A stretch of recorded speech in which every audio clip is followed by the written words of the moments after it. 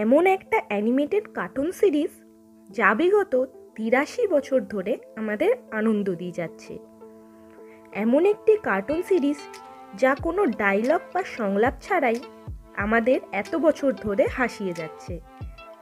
এমন একটি cartoon series যা শুধু আমাদের নয়, আমাদের আগের প্রজন্মেরও সবচেয়ে প্রিয় কার্টুন। নমস্কার বন্ধুরা, আমি সৃজিতা সামন্ত। আমার ইউটিউব চ্যানেল শ্রীজ চয়েসে আপনাকে স্বাগত। আজ আমি সবচেয়ে পুরনো কার্টুনগুলির মধ্যে অন্যতম কার্টুন টম অ্যান্ড জেরির বিষয়ে কিছু কথা বলবো। টম অ্যান্ড জেরি সাধারণত বিড়াল ও ইঁদুরের গল্প, আর এদের বানিয়েছিল উইলিয়াম হান্না ও জোসেফ বারবারা। আর এরা দুজন 1930 সালে MGM কার্টুনে রুডলফ ইসিং ইউনিটে কাজ করত। জোসেফ বারবারা ছিলেন MGM কার্টুনের স্টোরিম্যান এবং ক্রিয়েটর ডিজাইনার, আর উইলিয়াম হান্না ছিলেন experience director.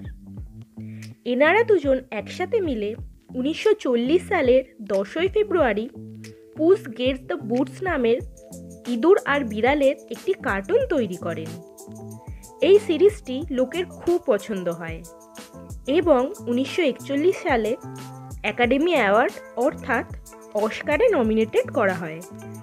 Push Gates the বুটসের সাফল্য দেখে MGM কোম্পানির মালিক উইলিয়াম হান্না এবং জোসেফ বারবারাকে একটি নতুন অ্যানিমেশন সিরিজের ওপর কাজ করতে বলেন, যেটি বিড়াল এবং ইঁদুরের ওপরেই আধারিত। এবং তারপর তারা এই নতুন অ্যানিমেশন সিরিজের জন্য ক্যারেক্টার ডিজাইনের কাজ শুরু করে।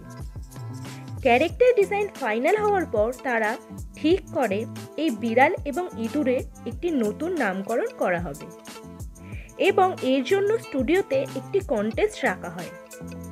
আর সেই কন্টেস্টে স্টুডিওর একজন কর্মচারী, যার নাম জন কার, তিনি একটি নাম প্রস্তাব করেন।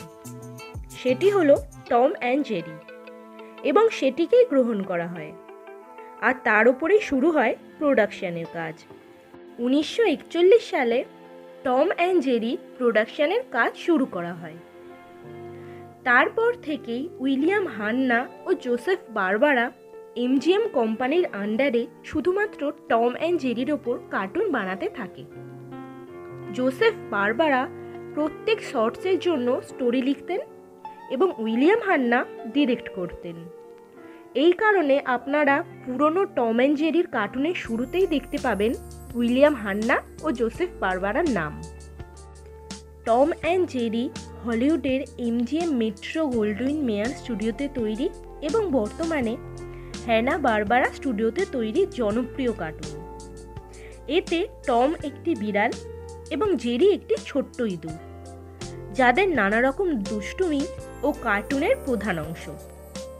এই কার্টুনের এক একটি দৃশ্য শর্টস নামে পরিচিত এবং এই অ্যানিমেশন শর্টসের আনুমানিক দৈর্ঘ্য 6 মিনিট থেকে 10 মিনিট পর্যন্ত হয়। এই 6 মিনিট থেকে 10 মিনিটের এক একটি ভিডিওই প্রচুর মানুষকে আনন্দ দেয়।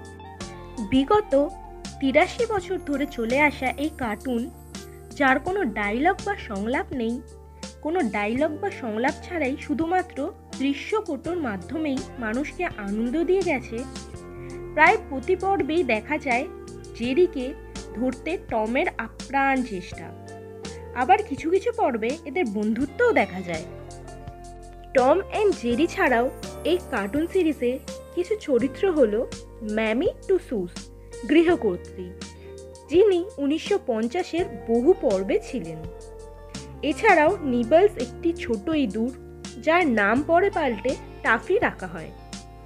এবারে বলি কয়েকটি সেরা অ্যানিমেটেড ছোট চলচ্চিত্র যা কার্টুন বিভাগে একাডেমি পুরস্কার বা অস্কার পেয়েছেন। 1943-এ দ্য ইয়াঙ্কি ডুড মাউস, 1944-এ মাউস ট্র্যাভেল, 1945-এ কুয়েট প্লিজ, 1946-এ দ্য ক্যাট কনসার্ট, 1948-এ দ্য লিটল অরফ্যান, 1952-এ দ্য টু মাউস কিটার্স, 1953-এ ইয়োহান মাউস ইত্যাদি। এবার আসি কিছু টিভি অনুষ্ঠানের ব্যাপারে। 1975 সালে প্রথম যে টিভি অনুষ্ঠানটি আসে সেটি the Tom and Jerry show নামে প্রচলিত হয়। তারপর 1980 থেকে 1982 পর্যন্ত the Tom and Jerry comedy show, 1990 থেকে 1994 পর্যন্ত the Tom and Jerry kids, 2006 থেকে 2008 পর্যন্ত টম অ্যান্ড জেরি টেলস এবং 2014 থেকে বর্তমান প্রজন্ম the Tom and Jerry show, যেটি টেলি কার্টুন বা কার্টুন নেটওয়ার্কে ব্রডকাস্ট করা হয়।